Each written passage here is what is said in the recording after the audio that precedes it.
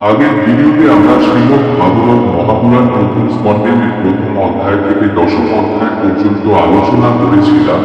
আজকে আমরা প্রথম স্কন্ধের একাদশ অধ্যায় থেকে শেষ অধ্যায় পর্যন্ত আলোচনা করব। এই পুরানো সম্বন্ধিত ভিডিওটি ভালো লাগলে বন্ধুদের মধ্যে শেয়ার করে দিও আর চ্যানেলটির পাশে থাকো। শুরু হচ্ছে একাদশ অধ্যায়। দ্বারকাবাসীগণ কর্তৃক শ্রীকৃষ্ণের সংবর্ধনা এবং নগরে প্রবেশ।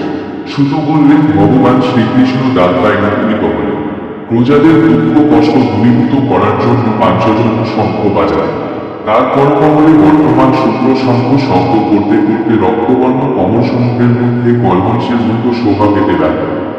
প্রভুর দর্শন ইচ্ছায় প্রজা সকল তার নিকট এসে উপস্থিত হল। সূর্যের কোন আলোকের অপেক্ষা না থাকলেও লোকেরা যেমন বিজ্ঞান করে থাকে তেমন ভাবেই শ্রীকৃষ্ণকে প্রজারা নানাবিধ উপহার প্রদান করল। বালকেরা যেমন গৃহস্থ পিতার কোচে আগার পরে বসে তেমনি গন্ধ এবং রক্ষক শ্রীকৃষ্ণকে তারা বড় বড় বাক্যে বলতে লাগল, না এই জগতের মঙ্গলকামী জনগণের একমাত্র আশ্রয় হলেন ব্রহ্মা, শোণকাদি ঋষি এবং দেবতাদের দ্বারা পূজিত। তোমার চরণ কমলে আমরা প্রণত হই। ব্রহ্মাদির উপর প্রভুত্বকারী কারণ তোমার চরণে প্রভাব বিস্তার করতে পারে। তুমি আমাদের মঙ্গলের জন্য বিশ্বপালক হও। তুমি আমাদের মাতা পিতা সুহৃদ এবং গতি অর্থাৎ রক্ষক। তোমার অনুগমনের দ্বারা আমরা কৃতার্থ হয়েছি। তুমি আমাদের পরম দেবতা, তোমার দ্বারা আমরা উপযুক্ত রক্ষকযুক্ত হয়েছি। তুমি স্নিগ্ধ দৃষ্টিপূর্ণ বদল কমলে বিরাজমান। হে পদ্মগ্লাস রোচন, আমাদের ছেড়ে তুমি যখন হস্তিনাপুর অথবা মথুরা মণ্ডলে যাও, যখন সূর্য ব্যতীত চক্ষুর মতো চারপাশে অন্ধকার নেমে আসে, তোমার বিরোধে কিয়ৎসু ক্ষণকালকেও কোটি বছর বলে মনে হয়। হে নাথ, তুমি দীর্ঘকাল প্রবাসে থাকলে আমরা কি করে জীবিত থাকব? ভক্তবৎসল বাসুদেব প্রজাদের উচ্চারিত এই স্থল শব্দ শ্রবণ করতে করতে দ্বারকাপুরে প্রবেশ করে। নাগরা যেভাবে প্রগতি করিকে রক্ষা করে, যেভাবে নিজের মতো বর্ষারী মতো খোঁজ দশায় কুকুর অন্ধ্র এবং বৃক্ষরা সে নগরী রক্ষা করে। সেই নগরীতে সমস্ত ঋতুর ফল এবং পুষ্করী শোভা বিদ্যমান, যেখানে পদ্ম উৎপাদনে সরোবর শোভা আছে। নগরীর প্রধান দ্বার, গৃহদ্বার এবং পথে পথে উৎসবজনিত তোর নির্মাণ করা হয়েছে। বিভিন্ন বর্ণের পূজা হচ্ছে। নগরীর প্রধান পথ, ছোট পথ, হাটবাজার পরিষ্কার করা হয়েছে। সুগন্ধ জলের দ্বারা নগরীকে সিক্ত করা হয়েছে। ফল, পুষ্প এবং জলের অঙ্কুর ছড়িয়ে দেওয়া হয়েছে। প্রত্যেকটি গৃহদ্বার প্রতি আতপ চাল, ফল, ইক্ষুদান, পূর্ণকুম্ভ এবং পূজার উপকরণ রাখা হয়েছে। এই সুশোভিত নগরীতে প্রিয়তম শ্রীকৃষ্ণ এসেছেন শুনে উদারচিত্ত বসুদেব অতুল, উগ্রসেন, অদ্ভুত বিক্রম, বলরাম, প্রদ্যুম্ন, চারুদেশন এবং জাম্বতী পুত্র শাম্ব হস্তিকে সামনে রেখে কাছে চলে এলেন। তারা মঙ্গলজ পুষ্পহস্ত ব্রাহ্মণদের সাথে সম্পূর্ণ পূজ্য এবং বেদধ্বনির দ্বারা উৎসাহিত হয়ে ভগবানের কাছে গেলেন। শত শত শ্রেষ্ঠ বারণারা কৃষ্ণ দর্শনের লালসায় মানে আরোহণপূর্বক তার কাছে গেলেন। নর্তক, গায়ক, সুত, মগধ এবং বন্দিনীরা ভগবানের কার্যস্কল গান করতে থাকল। ভগবান শ্রীকৃষ্ণ নিকটে এসে পৌঁছলেন। তিনি সেখানে পৌঁছে কাউকে হস্তধারণ দ্বারা সম্মানিত করলেন। আচমকার সকলকে অভয় এবং অভিষিত বস্তু দিয়ে বন্দিত করলেন। পিতা মহাদি গুরুবর এবং সপত্নী বৃদ্ধ ব্রাহ্মণদের আশীর্বাদ গ্রহণ করলেন। অন্যান্য বান্দিদের সম্মান লাভ করে নগরে প্রবেশ করলেন। কৃষ্ণ রাজপথে এলে দ্বারলক্ষ কুম্ভীরা তার দর্শনে আহ্লাদিত করেন। দ্বারকাবাসীরা নিত্য ভগবানকে দেখলেন, তাদের নয়নের তৃপ্তি সাধন হয় না, কারণ শ্রী বিগ্রহ সকল শোভার আশ্রয় ছিল। যার বক্ষস্থল মহালক্ষ্মীর নিবাসস্থল, সৌন্দর্য এবং অমৃত পূর্ণ মুখমণ্ডল সমস্ত প্রাণীর নয়নের পাঠাত্র, যার বাহনপালদের আশ্রয়স্থল, যার চরণকমল ভক্তগণের বাসস্থান, তিনি হলেন কৃষ্ণ। সূর্য, চন্দ্র, নক্ষত্র, ইন্দ্রধনু এবং বিদ্যুতের দ্বারা মেঘ যেমন শোভা পায়, শ্বেতবর্ণ ছত্র এবং চামড়ের দ্বারা অর্পিত, চারদিকে থেকে পুষ্প বর্ষণে অভিবর্ষিত শ্রীকৃষ্ণ উদ্বসন এবং বনমালার দ্বারা পথে পথে শোভিত হয়েছে। তিনি মাতা পিতার গৃহে প্রবেশ করেন। মাতৃগণের দ্বারা আলিঙ্গিত হলেন। দেবী প্রমুখ 60 জন মাতাকে মস্তকের দ্বারা প্রণাম করলেন। তারা পুত্রকে কোলে করে আনন্দে বিহ্বল হয়ে চোখের জল বিসর্জন করলেন। পুত্র স্নেহে তাদের স্তর থেকে দুগ্ধ খনিত হচ্ছিল। তারপর সমস্ত কামনা দ্রব্যে পরিপূর্ণ উত্তম নিজ ভবনে প্রবেশ করলেন। 16,000 পত্নী ও অট্টালিকা সেখানে ছিল। ক্রিয়াগত গতিকে দূর থেকে দেখে পত্নীদের মনে মহান আনন্দ উপস্থিত হল। তারা লজ্জায় অবন্তমুখী হয়ে আসন থেকে উঠে দাঁড়ায়। বন্দির অভিপ্রায়ে যুক্ত রমণীদের প্রথমে মনে মনে, তারপর দৃষ্টির দ্বারা, পরবর্তীকালে পুত্রের দ্বারা এবং পরিশেষে নিজেরা গতিকে আলিঙ্গন করবে। লজ্জাশীলা সেই রমণীদের নেত্র থেকে নিরুদ্ধ হলেও কিছু অশ্রু বহির্গত হতে থাকে। বাতাস যেমন বৃক্ষের সংঘর্ষের দ্বারা অগ্নি উৎপাদন করে যাদের ভস্ম করে দেয়, কৃষ্ণ সেইভাবে উদ্গত প্রভাবশালী নৃপতিদের মধ্যে পরস্পর কলহ বাতিয়ে যুদ্ধ সংঘর্ষ করে নিজের যোগমায়ার দ্বারা নামকে ভগবান শ্রীকৃষ্ণ স্ত্রীর অঙ্গসমূহে অবস্থিত থেকে প্রাকৃত জনের মতো বিহার করতেন।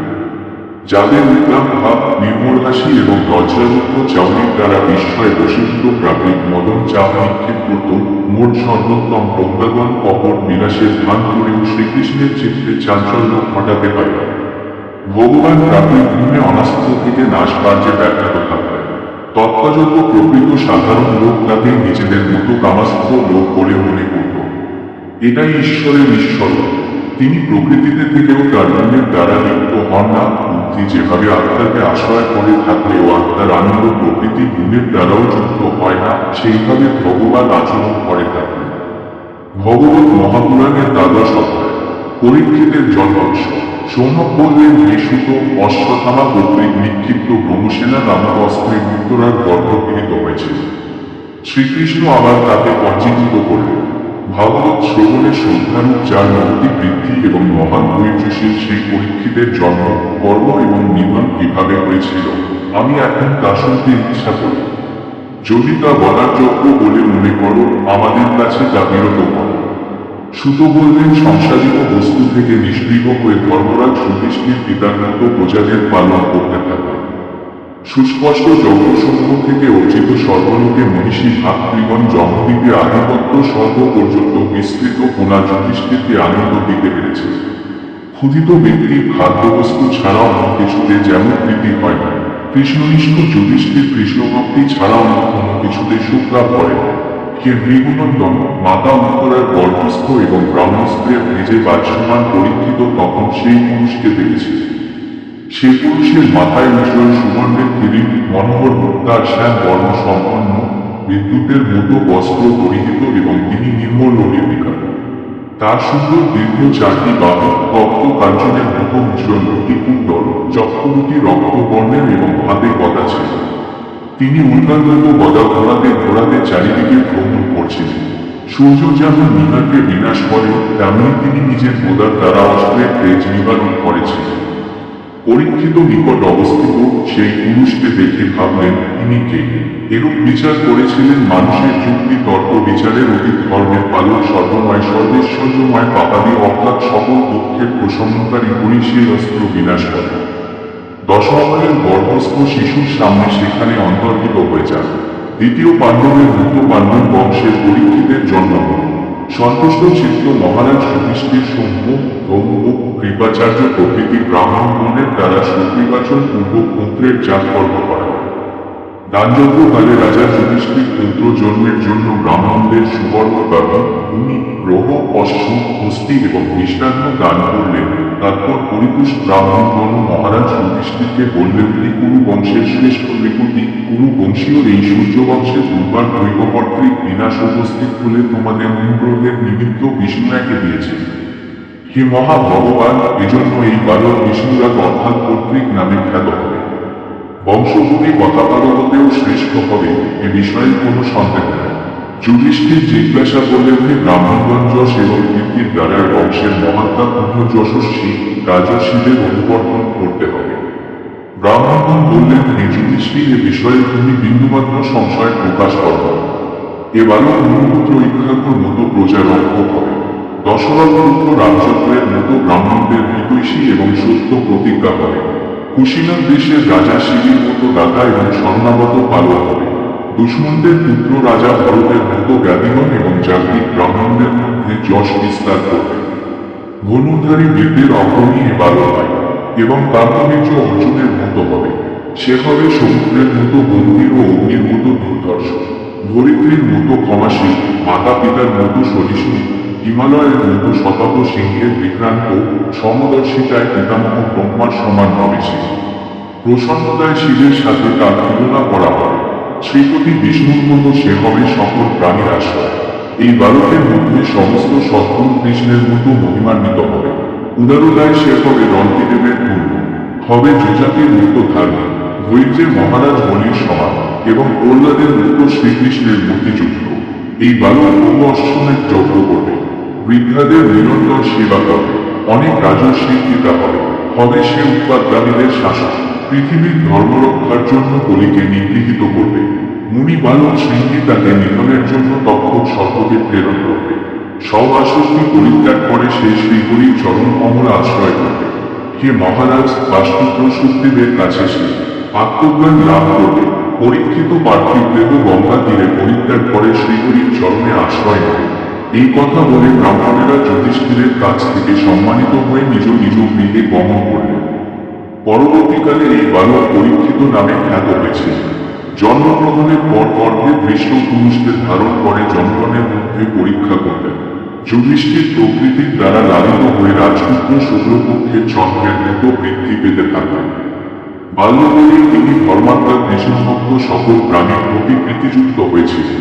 ব্যাপী দ্রব্যজনিত অধর্ম থেকে মুক্তি পাওয়ার জন্য রাজা যুধিষ্ঠির অশ্বমেধ যজ্ঞ করতে বাসনা করেন। তিনি প্রজাদের কাছ থেকে কর এবং দণ্ড ছাড়াও নতুন অর্থ গ্রহণ করতেন না। রাজকোষে প্রচুর অর্থ না থাকায় চিন্তান্বিত হলেন। তার অভিপ্রায় জেনে কৃষ্ণ প্রাণিত ভাইরা উত্তর দিকে মূল রাজ্যের যজ্ঞে পড়ে থাকা সুবর্ণ পাতাদি অপহরণ করলেন। যুধিষ্ঠির তিনটি অশ্বমেধ যজ্ঞের দ্বারা যজ্ঞেশ্বর হরি অর্চনা করলেন। ভগবান শ্রীকৃষ্ণ যুধিষ্ঠিরের আহ্বান পেয়ে হস্তিনাপুরে এলে কয়েক মাস সেখানে থাকলেন। দ্রৌপদী এবং বন্ধুজনের সাথে রাজা যুধিষ্ঠিরের অনুমতি নিয়ে অর্জুনের সঙ্গে যৌবনের দ্বারা পরিবৃত হয়ে শ্রীকৃষ্ণ যাত্রায় গেলেন। ভগবত মহাপুরাণের ত্রয়োদশ অধ্যায়। বিদুরের উপদেশ অনুসারে ধৃতরাষ্ট্র ও গান্ধারীর বন্ধন। সুত বললেন, তীর্থ ভ্রমণে গিয়ে বিদুর ঋষি মৈত্রেয়ের কাছ থেকে নিজের গতি জেনে হস্তিনাপুরে গেলেন। বিদুর মৈত্রেয় মুনির কাছে কতকগুলি প্রশ্ন করেছিলেন। তার কয়েকটি উত্তর শুনেই অন্য প্রশ্ন করা থেকে বিরত হলেন। আত্মীয় বিদুরকে কাছে আসতে দেখে যুধিষ্ঠির, ধৃতরাষ্ট্র, যৌন, সুসঞ্জয়, কৃপাচার্য, কুন্তি, গান্ধারী, দ্রৌপদী, সুভদ্রা, উত্তরা, কৃপাচার্যের ভগিনীরা তার কাছে এলেন। মূষাগত ব্যক্তির প্রাণ অবসন্ন হলে ইন্দ্রিয়গুলি নিষ্ক্রিয় হয়ে পড়ে। প্রাণ ফিরে এলে ইন্দ্রিয়গুলি ক্রিয়াশীল হয়। বিদুরের বিরোধে আত্মীয়গণ তাকে পেয়ে আনন্দে উৎসাহিত হয়ে উঠেছে। আত্মীয়রা যথারীতি আলিঙ্গন, অভিবাদন প্রভৃতির দ্বারা মিলিত হয়ে আনন্দাশ্রু বিসর্জন করলেন। বিদুর আসনে উপবিষ্ট হলেন। যুধিষ্ঠির তাকে সম্মানিত করলেন। যুধিষ্ঠির বললেন, পক্ষীগণ যেমন শাবকদের পক্ষ ছায়া রক্ষা করে, তেমনি আপনার পক্ষপাত ছায়া বঞ্চিত আমাদের কথা দিয়ে আপনার মনে হয়। আপনার আশীর্বাদে আমরা বিষ, অগ্নি প্রভৃতি বিপদ থেকে রক্ষিত হয়েছি। এই পৃথিবীর তীর্থযাত্রার ভ্রমণ করতে করতে বৃত্তির দ্বারা জীবিকা নির্বাহ করেছে। মুখ্যগণ তীর্থে পৌঁছে গেছে। হে বিভু, আপনাদের মতো পরম ভাগবতগণ নিজেরাই তীর্থস্বরূপ সুস্থ। কারণ ভগবান আপনাদের হৃদয় থেকে গরল ধারণ করে তীর্থগুলি পবিত্র করে থাকেন। হে তার কৃষ্ণ, যাদের দেবতা সেই যদুবংশের বন্ধুদের ও সুহৃদদের আপনি কি দেখেছেন? তারা সুখী আছেন। ধর্মরাজ যুধিষ্ঠিরের প্রশ্ন শুনে বিদুর যদুকুলের বিনাশ ছাড়া আর যা জানতেন সব বললেন।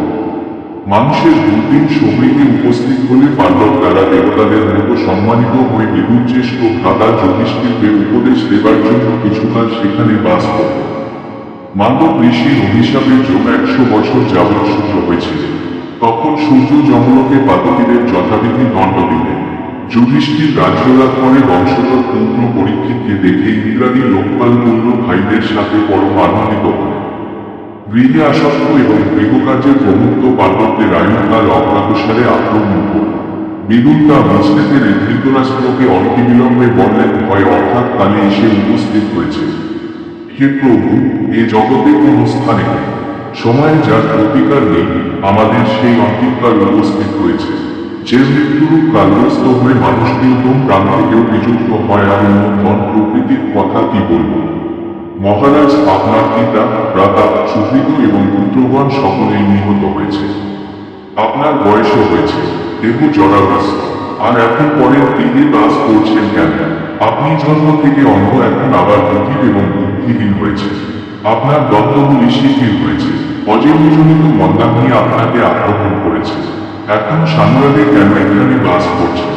হায় জীবের জীবিত থাকার আশা কি পদ, যে আশায় আপনি আপনার পুত্রহত্যা ভূমির প্রদত্ত অন্য গৃহবাস কুকুরের মতো ভোজন করছেন।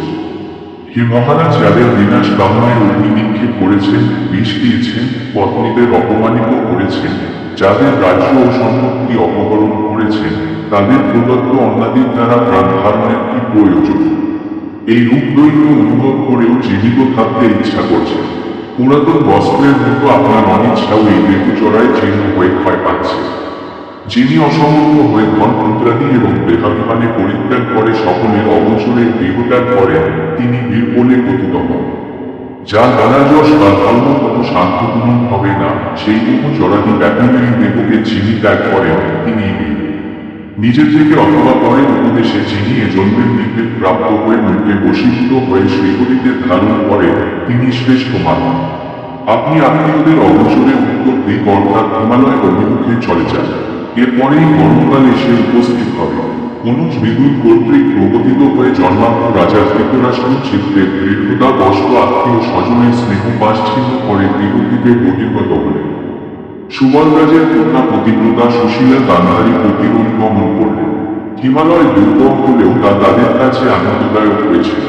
অজাতশত্রু মহারাজ যুধিষ্ঠির সন্ধ্যা বন্দনাদি করে ব্রাহ্মণদের দিন বাকি ভূমি অন্য দান করে গৃহে প্রবেশ করলেন। তিনি বিদুর, ধৃতরাষ্ট্র এবং গান্ধারীকে দেখতে পেলেন না। সেখানে উপবিষ্ট সঞ্জয়কে জিজ্ঞাসা করলেন, হে সঞ্জয়, বৃদ্ধ অন্ধ আমাদের পিতা কোথায় গেল? পুত্র শোকে কাতর মাতা গান্ধারী এবং আমাদের পিতাকাঙ্ক্ষী পিতৃব্য বিদুরী বা কোথায় গেল?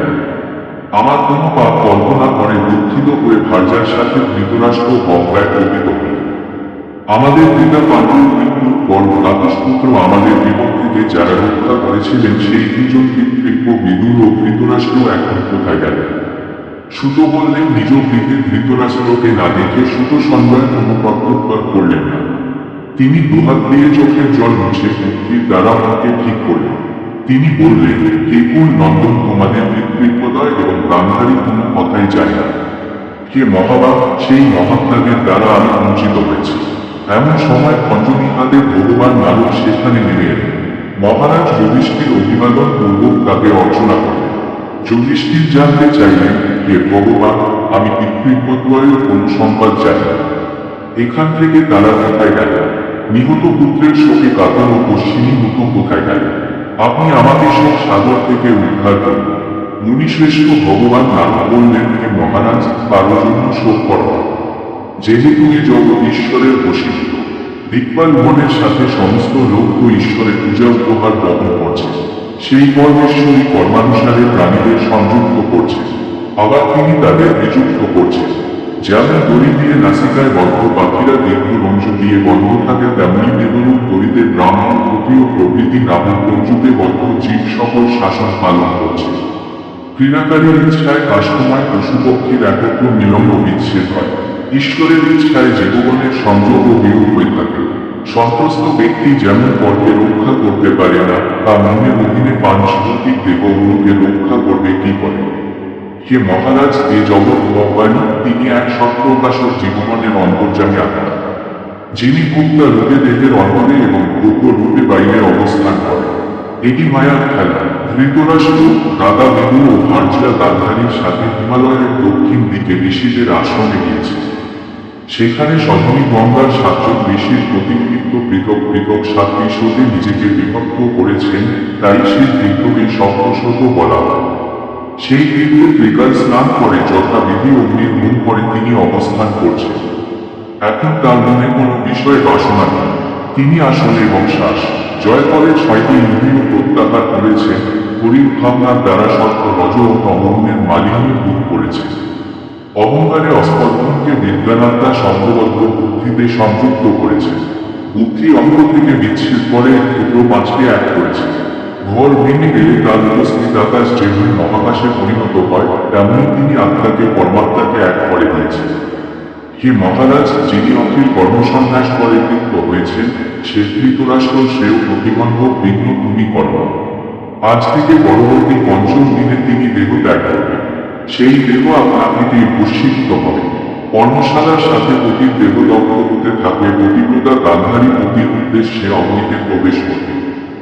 এই করুণাতুলক বিদুর সেই আশ্চর্য ঘটনা দেখে একাধারে আনন্দিত এবং শোক সঞ্চার হয়ে তীর্থ সেবার জন্য সেখান থেকে চলে যাবে। এই কথা বলে নারদ স্বর্গে চলে গেল। যুধিষ্ঠির তার কথা শুনে শোক ত্যাগ করল। ভগবত মহাপুরাণের চতুর্দশ অধ্যায়। অর্জুনের মুখ থেকে যুধিষ্ঠিরের শ্রীকৃষ্ণের তিরোধান বাক্য স্মরণ। সুত বললেন, অর্জুন শ্রীকৃষ্ণের আচরণ এবং অভিপ্রায় জানার জন্য দ্বারকাতে গেল। ইতিমধ্যে 7 মাস কেটে গেল, অর্জুন দ্বারকা থেকে ফিরে এলেন না। যুধিষ্ঠির ভয়ানক দুর্লক্ষণ দেখতে পেলেন। কালের ভয়াবহ গতি এবং মৃত্যু ধর্মের বিপর্যয় ঘটে গেল। মানুষেরা ক্রোধ, লোভ এবং মিথ্যাযুক্ত হল বা পথে তারাই জীবিকা নির্বাহ করতে থাকল। পিতামাতা, বন্ধু, ভাই, পতি এবং পত্নীর মধ্যে নিরন্তর কলহ দেখা দিল। রাজা যুধিষ্ঠির ভীমকে বললেন, বন্ধুদের দেখার জন্য এবং পুণ্যশ্লোক শ্রীকৃষ্ণের মনের বাসনা জানার জন্য অর্জুন দ্বারকা দেখেছে। ভীম: 7 মাস চলে গেল, এখন পর্যন্ত কেন অর্জুন ফিরে এল না, আমি তা বুঝতে পারছি না। দেবর্ষি নারদ যা বলেছিলেন সেই সময় কি এখন উপস্থিত হল? ভগবান তার লীলা সাধন করে দেব পরিত্যাগ করার ইচ্ছা করবে। তার আন করলে আমরা আমাদের সম্পদ, রাজ্য, অগ্নি, প্রাণগঞ্জ এবং বংশ রক্ষা সম্ভব হয়েছে। হে ভীম, এই দৈবী এবং পার্থিব বিপর্যয়গুলি দেখো। আমার বাম মুখ, চোখ এবং বাহু বারবার স্পন্দিত হচ্ছে, হৃদয় কম্পিত হচ্ছে, শৃগাল অগ্নি উৎপীড়ন করতে করতে সূর্যের দিকে তাকিয়ে চিৎকার করছে। কুকুর আমাকে লক্ষ্য করে নির্ভয়ে উচ্চস্বরে চিৎকার করে যাচ্ছে। শুভ পশু গাভী আমাকে বাম দিকে রেখে চলেছে। অশুভ বদল আমার ডান দিকে প্রদক্ষিণ করছে। অশ্বগুলিকে ক্রন্দন করতে দেখছি। কপট মৃত্যুদূতের মতো আমার মুখকে কাঁপিয়ে দিচ্ছে। পেঁচা আর কাকের কুৎসিত শব্দ বিশ্বকে শূন্য করতে চাইছে। হে ভীম, সূর্যের চারিদিকে ভীষণ ধূম্রবর্ণ হয়েছে। পর্বতের সাথে সাথে পৃথিবীতে কখন দেখা দিয়েছে, বিনা মেঘে বজ্রপাতের শব্দ তুমি শুনতে পাচ্ছ। সূর্য নিস্তেজ হচ্ছে, গ্রহগণের মধ্যে যুদ্ধ বেঁধে গেছে। প্রাণী আর কীটের দ্বারা আকাশ ও পৃথিবী জ্ঞান হচ্ছে। মানুষের মতো আলোড়িত এগুলি কি মঙ্গল বিধান করবে, এটা আমরা জানি না। বৎসগণ স্তন পান করছে না, গাভীগণ দুঃখ দিচ্ছে না, গোষ্ঠী গাভীগণ অসম্মুখে কান্না করছে। বৃষ্ণা আনন্দিত হচ্ছে না, দেব প্রতিমাগুলিও ক্রন্দন করছে। জনপদ, গ্রাম, নগর, উদ্যানাগর এবং আশ্রমগুলি হতশ্রী হয়ে পড়েছে। তারা কি দুঃখ বহন করছে আমি জানি না। আমার মনে হচ্ছে শ্রীকৃষ্ণের ধ্বজ, অঙ্কুশ, বজ্রাদি চিহ্ন বিশিষ্ট বরফের সম্পর্কহীন হয়ে পৃথিবী আজ সৌভাগ্যহীনা হয়েছে। অমঙ্গল চিহ্ন দেখে যুধিষ্ঠির অনিষ্ট চিন্তা করছে।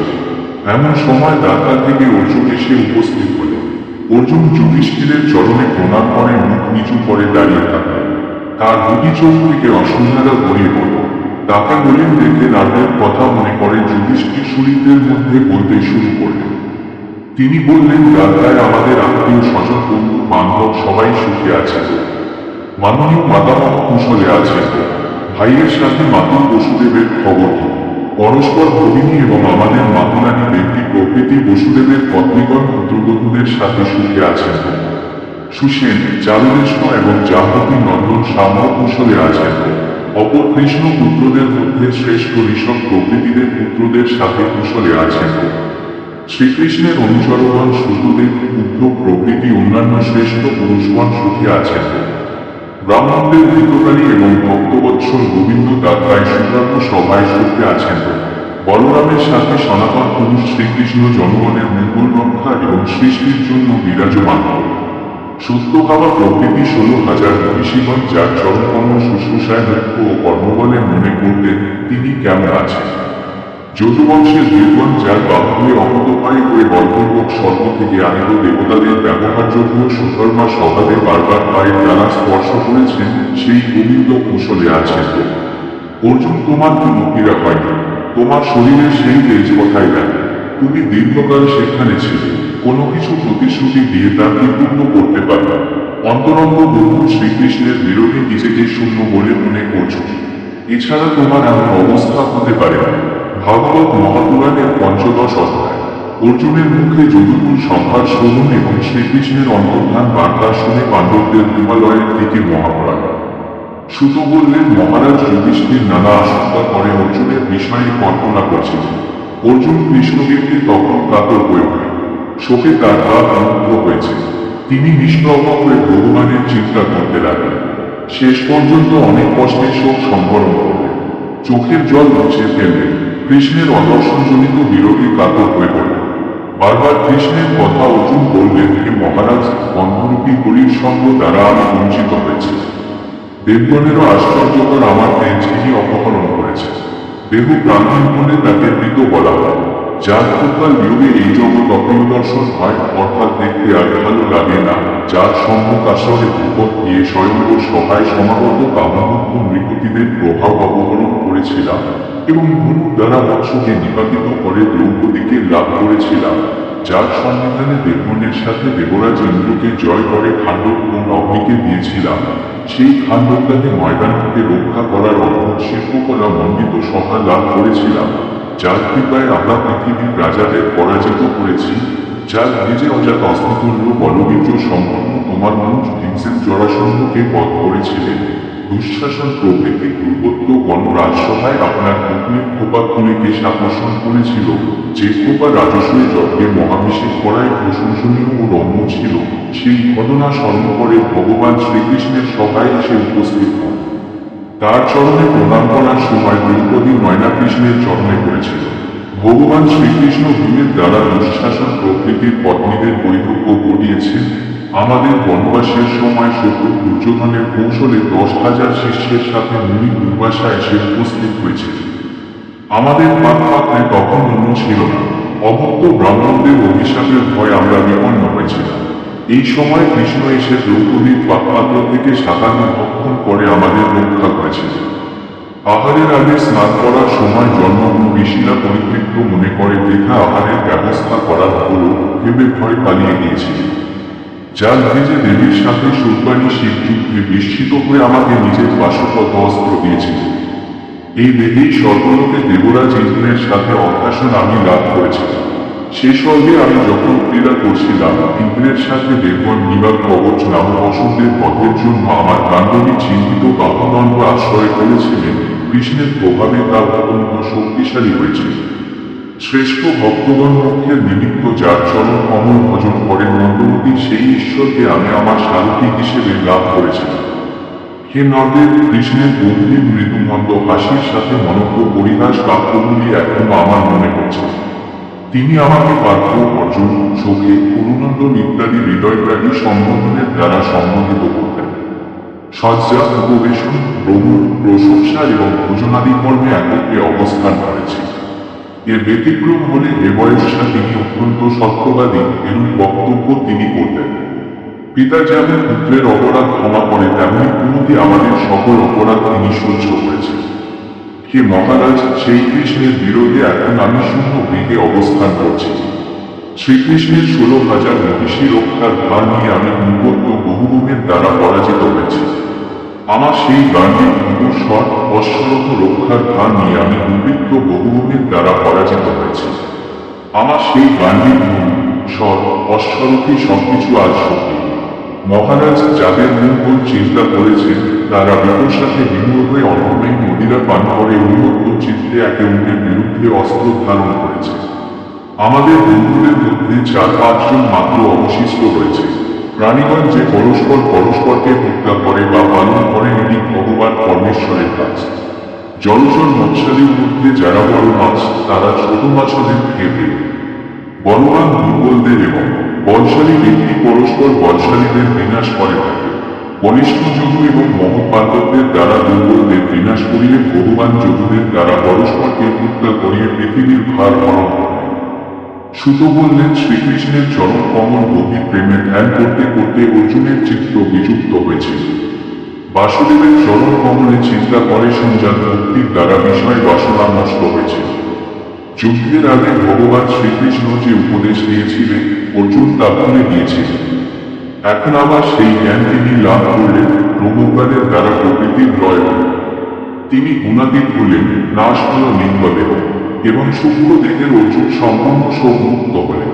মহারাজ যুধিষ্ঠির কৃষ্ণের গতি এবং যদুকুলের নাশ চিন্তা করে স্বর্গপথে যাওয়ার কথা ভাবলেন। কুন্তীদেবীও অর্জুনের কথায় জীবনমুক্তা হলেন। লোকে যেমন পায়ে কাটা ফুটলে অপর কাটা দিয়ে তা তুলে উভয় কাটাকে পরিত্যাগ করে, ঠিক সেইভাবে ভগবান শ্রীকৃষ্ণ যে দেহে পৃথিবীর ভার বরণ করলেন সেই দেহ পরিত্যাগ করলেন। ঈশ্বরের কাছে অবতার কোনো অবতার মুক্তি উভয় সমান। অভিনেতা যেমন নিজ রূপে থেকে নানা রূপ ধারণ করে এবং শেষ পর্যন্ত অন্তর্ধান করে, ভগবান নিজের স্বরূপে থেকে নানা রূপ ধারণ করেন এবং ত্যাগ করেন। যা পবিত্র কথা সকলের শ্রবণ করা উচিত, সেই ভগবান মুকুন্দ নিজের দেহের সাথে পৃথিবী ত্যাগ করেন। অজ্ঞান লোকের অমঙ্গলের জন্য বলি প্রভাব বিস্তার করতে শুরু করল। যুধিষ্ঠির সর্বত্র লোভ, মিথ্যা, হিংসা, ছলনা ইত্যাদির প্রভাব দেখতে পেলেন। তিনি তার সুসংগত পুত্র পরীক্ষিতকে সসনা ধরিত্রী অর্পিত করলেন। স্বরাজ্য হস্তিনাপুরে তাকে অভিষিক্ত করা হল। রাজা যুধিষ্ঠির অনিরুদ্ধের পুত্র বজ্রকে মুদ্রাসুসেন বংশের অধিপতি করলেন। নিজে প্রজাপতি দেবতার যজ্ঞ করলেন। 3টি অমৃতে আত্মাকে সমর্পণ করলেন। রাজোচিত বস্ত্র, অলঙ্কার সবকিছু ত্যাগ করলেন। ক্ষমতা শূন্য এবং অহংকার শূন্য হয়ে বন্ধন ছিন্ন করলেন। এবার বাক্যকে মনে, মনকে প্রাণে, প্রাণকে আপনার কার্য উৎসর্গের সাথে আপনাকে মৃত্যুতে এবং মৃত্যুকে পঞ্চভূতের সমষ্টি দেহে লয় করলেন। পরবর্তী পর্যায়ে তিনি দেহকে সত্ত্ব, রজ এবং তম এই গুণত্রয়ে লয় করেন এবং গুণত্রদের প্রকৃতিতে লয় করেন। এই সমস্ত কারণে প্রকৃতিতে জীবাত্মাকে এবং জীবাত্মাকে অভয় ক্রমে লয় করেন। মলিন বসন পরিধান করলেন। নিরাহার ও মৌন হলেন। আল্লাহিত কেশে জড় উন্মত্ত পিছের মতো কারো অপেক্ষা না করে বহিরের মতো গৃহ থেকে বহির্গত হলেন। পূর্বমুখে ধ্যান করতে করতে উত্তর দিকে গমন করলেন। এই দিকে আগে যারা গেছেন এবং সেখান থেকে আর কেউ ফিরে আসেনি। দিন প্রকৃতি ভাইয়েরা অগ্রজের মতো গৃহ থেকে বহির্গত হলেন। যুধিষ্ঠির ধর্মাদি 12টি পুরুষার্থক সৈন্যগ্রুপে নির্বাহ করেছেন। তিনি বুঝতে পেরেছিলেন যে শ্রীকৃষ্ণের পাদ পদ্মেই তার আসে। সকল ভাই ভগবানের ধ্যানসুত ভক্তিতে পবিত্র বুদ্ধি লাভ করলেন। বিদুর কৃষ্ণের প্রতিগুণ অভিনিবেশ করলেন। প্রভাত সূর্যে দেহত্যাগ করলেন। পিতৃগণের সাথে সস্থানে গমন করলেন। তখন দ্রৌপদীও ভগবান বাসুদেবের একান্ত মতি হয়ে তাকে লাভ করলেন। ভগবত মহাপুরাণের 16 অধ্যায়। পরীক্ষিতের রাজসুনাম, দিগ্বিজয় এবং ধর্মমধ্যরা সংবাদ শ্রবণ। সুতরাং বললেন, হে ব্রাহ্মণ, মহাভাগবত পরীক্ষিত শ্রেষ্ঠ ব্রাহ্মণদের শিক্ষায় পৃথিবী পালন করতে থাকবে। তার জন্মের সময় জাতককে শাস্ত্রবিদ পণ্ডিতেরা যেসব ভবিষ্যৎবাণী করেছিলেন একে তা সবই করতে লাগলেন।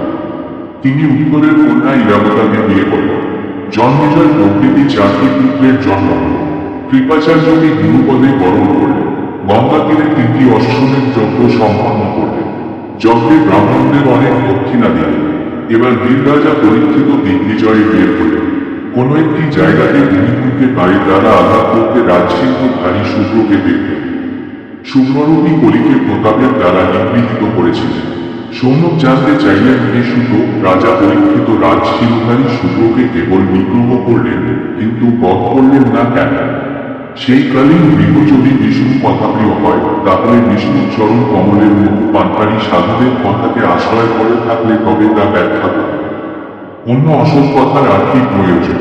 সুত বললেন, পুরুজঙ্গলে বাস করার সময় যুক্তিনী দেশে কলি প্রবেশ করছে এই প্রিয় কথা শুনতে পেলেন। তিনি ধনুর্বাণ গ্রহণ করলেন। নীলবর্ণ 4টি অশ্বযুক্ত এবং বিজয় সিংহ চিহ্নিত রথে উঠে বসলেন। রথ, অশ্ব, হস্তি এবং পদাতিক এই চতুরঙ্গ সেনা পরিবৃত হয়ে দিগ্বিজয়ের জন্য নির্গত হলেন। তিনি পূর্ব, পশ্চিমে, দক্ষিণ এবং উত্তর দিকের বিভিন্ন দেশ জয় করলেন। জয় করলেন ভদ্রাশ্ব, কেতুমান, ভারত, উত্তর কুরুল এবং দক্ষিণ কুরুল। মহাত্মা পরীক্ষিত জনপদের জনগণ শ্রীকৃষ্ণের মাহাত্ম্য সূচক নিজ পূর্বপুরুষদের যশগান করছে তা শুনতে পেলেন।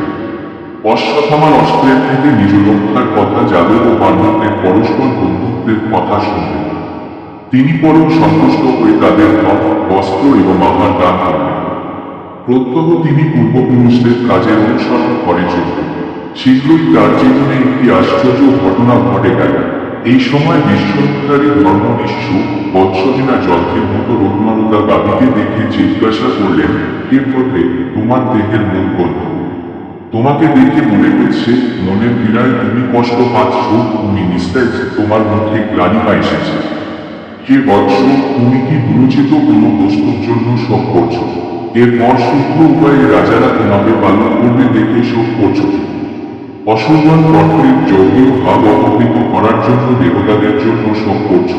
ইন্দ্র বর্ষণ না করায় প্রজাদের কষ্ট হচ্ছে ভেবে শোক প্রকাশ করছো। হে পৃথিবী, অতীতের দ্বারা অল্পমানস্কৃতের জন্য শোক করছো। রাক্ষসকল পিতৃগণ কর্তৃক অরক্ষিত বালকদের জন্য শোক প্রকাশ করছো। হে বসুন্ধরা, যে জন্য তুমি কৃষ্ণ হয়েছ সেই মানসিক দুঃখের কারণ বলো। পৃথিবী বললেন ধর্ম, আমাকে যা জিজ্ঞাসা করছো তা তুমি নিজেই জানো। যে কারণে লোকের শোকাবহ চারটি পাদের দ্বারা তুমি অবস্থান করছিলে, এখন তা আছে কি? শ্রীকৃষ্ণ কর্তৃক পরিত্যক্ত জনগণের জন্য আমি শোক প্রকাশ করছি।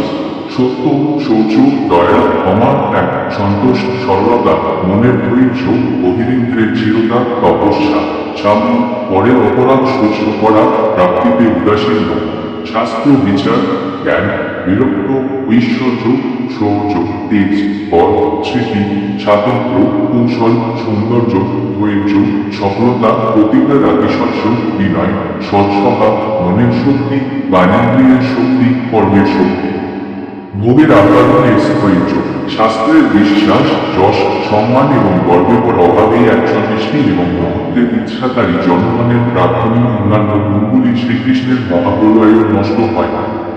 সকল গুণের আহ্লাদ এবং লক্ষ্যের বাসস্থান সেই শ্রীকৃষ্ণ এই লোক পরিত্যাগ করেছে। পাপ করে পৃথিবীর উপর দৃষ্টিপাত করছে, তাই আমি শোক প্রকাশ করছি। হে দেবশ্রেষ্ঠ, নিজের জন্য, আপনার জন্য, দেবতা, ঋষি, পিতৃগণ, সাধু সমস্ত কর্ম এবং আশ্রমের জন্য আমি শোক প্রকাশ করছি। যে স্বতন্ত্র, যে হরি অসুর বংশের শত শত অক্ষয়ণী সৈন্য বিনাশ করেছেন, তিনটি চরণে হিন্দুস্থ করিয়ে যোগীদের রমণীয় মূর্তি ধারণ করেছেন, প্রেমপূর্বক অবলোকন, মধুর হাসি এবং সুমিষ্ট বাক্যের দ্বারা সত্যভামা প্রমুখ মহিষীদের গর্বের সাথে পুরুষোত্তমের বিরহ সহ্য করে। পৃথিবী এবং ধর্ম যখন এই ধরনের কথা বলছিলেন, তখন রাজর্ষি পরীক্ষিত সরস্বতীর কাছে তাদের সামনে এসে উপস্থিত হলেন। ভগৎ মহাপুরাণের সপ্তদশ অধ্যায়। পরীক্ষিত এবং ধর্মের সম্রাজ্ঞ পরীক্ষিতের পরিনিগ্রহ। সুত বললেন, রাজা পরীক্ষিত সরস্বতীর তীরে একটি সূত্রকে দেখতে পেলেন। ওই সূত্র গতিকুলকে প্রহার করতে লাগল। মৃণালের মতো সূত্রবর্ণ বৃষ্টি সূত্রকারিত হয়ে কাঁপতে থাকল। সূত্রের পদাহত বৎসহীন অবরণ, কৃষ, তৃণভক্ষণে ইচ্ছুক একটি গাভীকে দেখা গেল। রাজা রথে আরোহণ করলেন। মেঘের মতো গম্ভীর স্বরে স্বর্ণখচিত বেশধারী কলিকে জিজ্ঞাসা করলেন, আমার পালিত এই দেশে বলবান বলদের আঘাত কেন করছ? নটের মতো রাজবেশ পরিধান করেছ, অথচ কর্মে সূত্রের মতো তুমি কে? তুমি বন্ধের জগৎ। মৃণালের মতো শুভ্র বর্ণ তিনটি জন্মহীন হয়ে এক স্বর্গে বিচরণ করছ। করুণাজলের বাহদণ্ডে সুরক্ষিত এই ভূতল তোমার অসুরাকে অন্য কোনো প্রাণীর চোখ থেকে জল করে। হে বৃষ, তুমি এখানে শোক করো না, এই সূত্র থেকে তোমার ভয় দূর করো। হে মা, আমি জীবিত থাকতে তোমার দুর্বল হবে। হে সাধ্বী, যার রাজ্যে দুর্বৃত্তের ভয় প্রজারা ভূত হয়, সেই প্রমুখ রাজার কীর্তি, আয়ু, সৌভাগ্য এবং পরলোক সব নষ্ট হয়ে যায়। আর্তদের আর্থিকরণ করা রাজার শ্রেষ্ঠ ধর্ম। অতএব এই দুর্বৃত্তকে আমি বধ করব। হে বৃষ, তোমার তিনটি পাকে ছেদন করেছে। হে বৃষ, নিরপরাধী, তোমার মঙ্গল হোক। পাণ্ডবদের কীর্তি বিনাশ হোক। কে তোমার অঙ্গ ছেদন করেছে তা নিঃসংকোচে আমাকে বলো। নিরপরাধকে যে দুঃখ দেয় তাকে আমি হত্যা করব। অসাধুদের দমন করলে সাধুদের মঙ্গল হয়। ধর্ম বললে পাণ্ডববংশোদ্ভূত তোমাদের এই আত্মদের অভয় প্রজ্ঞাপ্য যুক্তি, যাদের অনুসঙ্গে আকৃষ্ট হয়ে ভগবান শ্রীকৃষ্ণ দৈত্যাদিকর্ম স্বীকার করেছিলেন। হে পুরুষ শ্রেষ্ঠ, যে পুরুষ থেকে প্রাণীদের দেহ উৎপন্ন হয় সেই পুরুষকে আমরা জানি না। বিকল্প অর্থাৎ ক্ষেত্রে যারা আচ্ছাদন করেন, যোগীগণ বলেন, আত্মাই আমার সুখ এবং দুঃখের কারণ। আধার দৈবজ্ঞ বর্ণ বলে থাকেন, গ্রহাদিগ্নি সুখ দুঃখের কারণ বলে থাকেন। যারা ঈশ্বরের প্রতিভক্তি প্রদর্শন করেন, তারা বলে থাকেন বাক্য ও মনের অতি পরমেশ্বর থেকেই সুখ দুঃখের সৃষ্টি হয়ে থাকে। হে রাজর্ষি, এর মধ্যে যেটা তোমার গ্রহণযোগ্য তা তুমি বিচার করে না। সম্রাট পরীক্ষিত মোহশূন্য হয়ে সমাহিত চিত্রে ধর্মকে বললেন, হে ধর্মজ্ঞ, তুমি ধর্মের কথাই বলেছ। কৃষ্ণরূপধারী তুমি বলে সাক্ষাৎ ধর্ম। পাপী জনগণের জন্য নরকের স্থান নির্ধারিত হয়েছে। সূচকের অর্থাৎ না জেনে নির্ণয় করলেও সেই গতি হয়। তুমি যে বাপের নাম করছো না তার কারণ হলো পাপ করলে যে নরকগতি হয়, পাপীর নাম হলে কোথারিরও সেই পাপ। ভগবানের মায়ার গতি প্রাণীদের বাক্য এবং মনের অগোচর এটা সুনিশ্চিত। সত্যযুগে ধর্মের চারটি চরণ ছিল তপস্যা, পবিত্রতা, দয়া এবং সত্য। তার মধ্যে অধর্মের অংশ গর্ব বিষয়ের প্রতি আসক্তি এবং মদ্যপানাদির জন্য মত্ততার দ্বারা ধর্মের তিনটি অংশ নষ্ট হয়ে গেছে। এ ধর্ম এখন সত্যরূপ অংশটুকু আছে, তা তুমি নিজের দ্বারা রক্ষা করতে পারবে। মিথ্যার দ্বারা বর্ধিত এই অধর্মরূপ কলিকাকেও গ্রহণ করতে চাইছে। তিনি হলেন পৃথিবী। ভগবান শ্রীকৃষ্ণ এবং গুরুভার নষ্ট করেছে। একদা তিনি নিজের জন্মের স্পর্শে সব দিক দিয়ে পৃথিবীর মঙ্গল করেছিলেন। সাধ্বী এই অধর্মরূপ কলিকাকেও গ্রহণ করতে চাইছে। তিনি হলেন পৃথিবী। সাধ্বী এই পৃথিবী কৃষ্ণ কর্তৃক পরিব্যাপ্ত। তিনি চোখের জল ফেলে সব প্রকাশ করছেন। তিনি ভাবছেন ভক্তিবিহীন রাজবেশধারী সুজনা তাকে ভোগ করবে। ধর্ম এবং পৃথিবীকে সান্ত্বনা দিয়ে মহারথী পরীক্ষিত খড়গ গ্রহণ করলেন। কলি রাজসিংহ পরিত্যাগ করলেন। ভয় কাতর হয়ে মহারাজ পরীক্ষিতের চরণমূলের পতিত হলেন। কীর্তিমান বিপৎসল বীর পরীক্ষিত সর্বাগত কলিকে বধ করলেন না। তিনি হাসতে হাসতে বললেন, অর্জুনের যশোরথনে ব্যগ্র আমাদের কাছে তুমি কৃতাঞ্জলি করেছ। তোমার কোনো ভয় নেই, কিন্তু আমার রাজ্যে তুমি থাকতে পারবে না, কারণ তুমি অধর্মের বন্ধু। তুমি রাজার দেহে বর্তমান থাকলেও তোমার সাথে সাথে অধর্ম আসবে।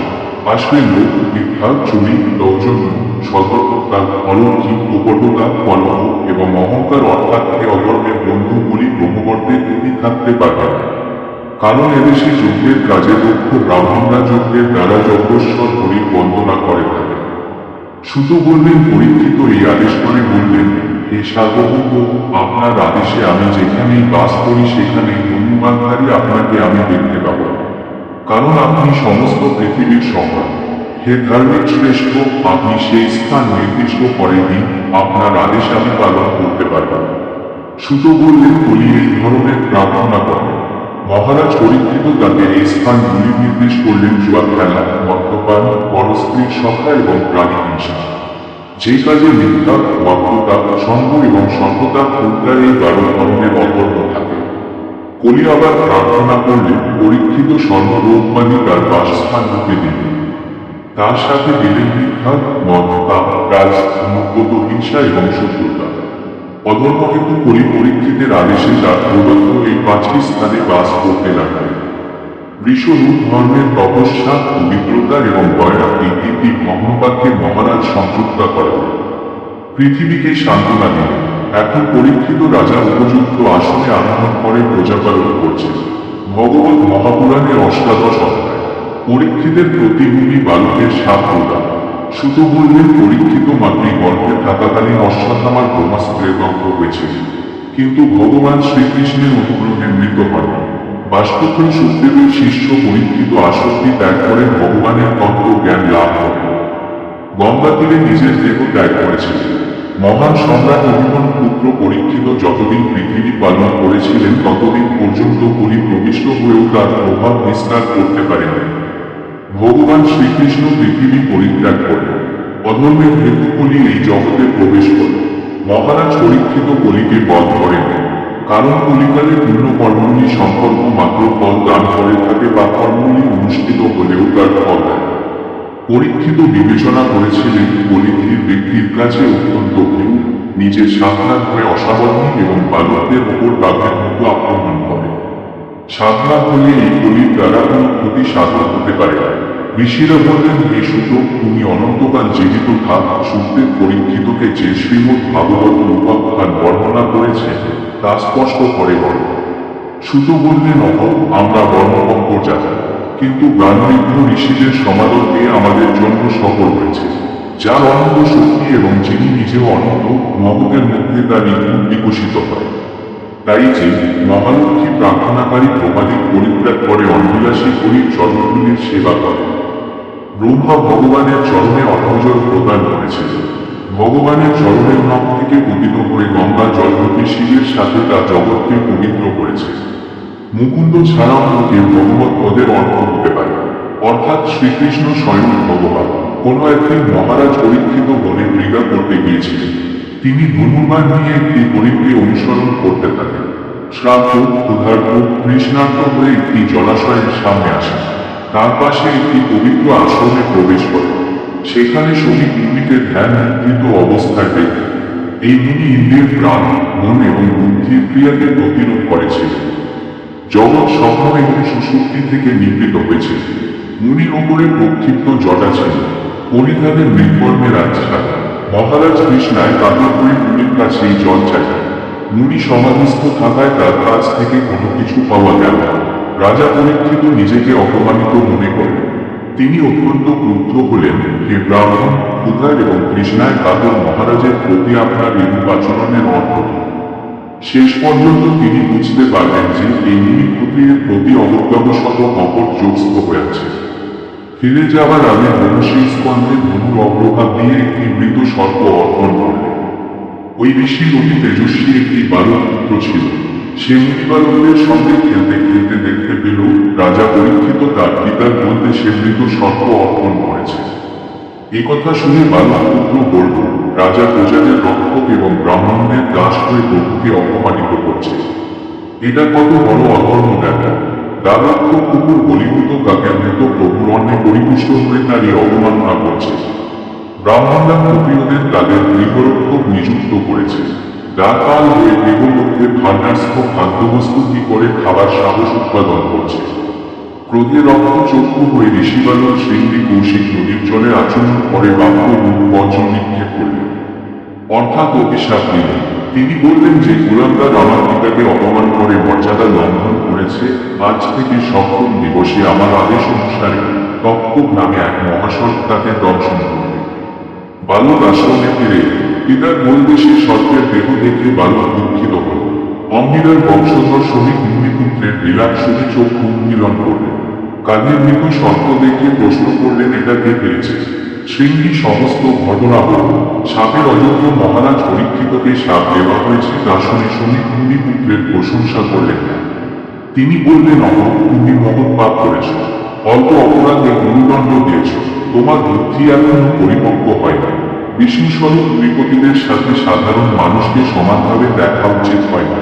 হে পুত্র, নারায়ণ রাজার মূর্তি ধরে থাকেন, তার অবর্তমানে অনেক মানুষের দুর্দশা হয়। রাজার দ্বারা রক্ষিত না হয়ে অনেক মানুষের দুর্দশা হয়। রাজার দ্বারা রক্ষিত না হয়ে অনেক মানুষ নিঃশাসনের মতো ধ্বংস প্রাপ্ত হয়। রাজর্ষি পরীক্ষিত ক্ষুধা, তৃষ্ণা এবং পরিশ্রমে কাতর হয়ে আমাদের এখানে এসেছিলেন। তিনি অভিশাপের জখম। হে অপক্ষ বুদ্ধির বালক, নিষ্পাপ সেবকের প্রতি যে পাপ করেছ, সর্বাত্মা ভগবান যেন তাকে ক্ষমা করে। ভগবত মহাপুরাণের 19 ও শেষ অধ্যায়।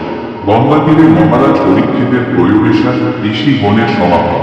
সুত বললেন, মহারাজ পরীক্ষিত নিন্দিত কর্মের কথা চিন্তা করতে থাকলেন।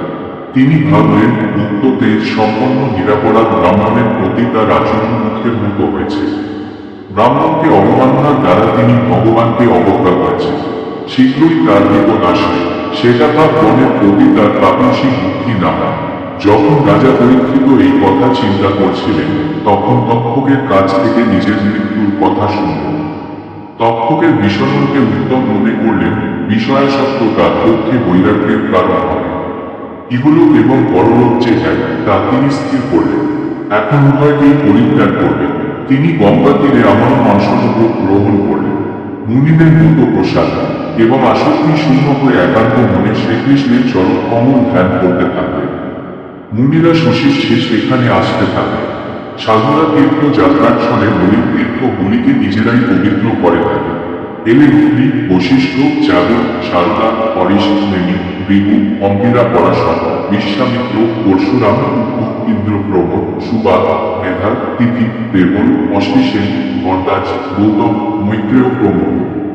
মহারাজ পরীক্ষিত তাদের পুজো করলেন। তারা সকলে সুখে উপবেশন করলেন। মহারাজ আবার তাদের প্রণাম করলেন।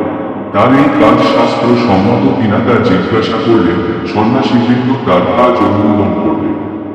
রাজা বললেন, আমি রাজদের মধ্যে অভিজ্ঞ নই, যেহেতু আমার কাজ মহাপুরুষদের অনুমোদন যজ্ঞ হয়েছে। আপনারা মহত্তম, তাই আমাকে অনুগ্রহ করেছে। আমি পাপ করেছি। ব্রাহ্মণগণ, আপনারা আমাকে শরণাগত বলে জানবেন। দেবতাদের গঙ্গাদেবী আমাকে তার শরণাগত বলে জানান। আমি ভগবান শ্রীকৃষ্ণে আমার চিত্ত স্থাপন করলাম। ব্রাহ্মণদের প্রেরিত পুরুষ বা তক্ষক আমাকে দংশন করুন। আপনারা বিষ্ণুর কথা কীর্তন করুন। আমি যে জন্যই লাভ করি সেজন্যই যেন ভগবান ধরিতে আমার মতি অক্ষুণ্ণ থাকে। আমি ব্রাহ্মণদের প্রণাম করছি। রাজা পরীক্ষিত সপুত্র জন্মেজয়ের উপর রাজ্যের ভার অর্পণ করলেন। গঙ্গার দক্ষিণ তীরে উত্তর মুখ হয় প্রশাসনে উপবেশন করলেন। মহারাজ পরীক্ষিত এই ধরনের অনশন করলে স্বর্গের দেবতারা প্রশংসা করতে থাকলেন। পৃথিবীতে পুষ্পবৃষ্টি হতে থাকল। দুন্দুভি গুলি বারবার বাজতে লাগল। লোকের অনুগ্রহ করা যাদের স্বভাব সেই জাতীয় শক্তিশালী স্বভাবত মহর্ষিরা রাজাকে সাধুবাদ দিলেন। শ্রীকৃষ্ণের গুণের কথা বলতে লাগলেন।